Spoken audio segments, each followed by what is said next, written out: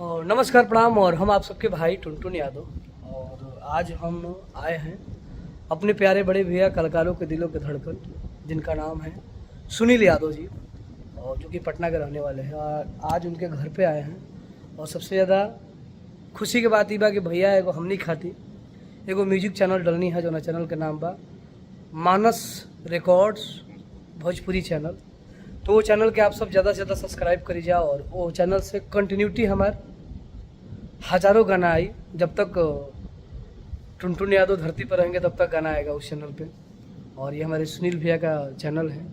तो प्लीज़ जितने भी मुझे चाहने वाले भाई हैं, और आप लोग जल्दी से मानस रिकॉर्ड भोजपुरी चैनल को यूट्यूब पे सर्च मारिए और उसको सब्सक्राइब करिए। और उसको मैनेज कर रहे हैं हमारे वो मार्जिंग मीडिया के हेड प्यारे बड़े भैया कमलेश यादव उर्फ भीमलाल यादव जी, वही चला रहे हैं। और मार्जिंग मीडिया के माध्यम से डिजिटल मार्जिंग मीडिया है।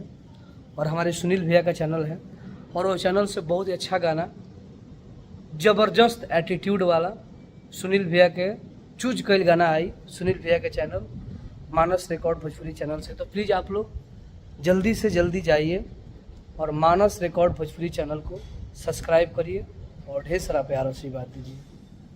और इस बार के लगन के सबसे ज़बरदस्त गाना हमारे बाजा था कि हमारा राशि में है जहान बदमाशी लिखल बा,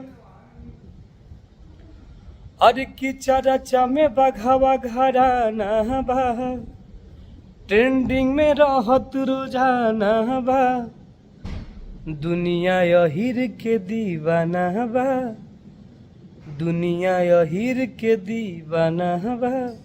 तो प्लीज़ आप लोग जाइए मानस रिकॉर्ड्स भोजपुरी चैनल को सब्सक्राइब करिए।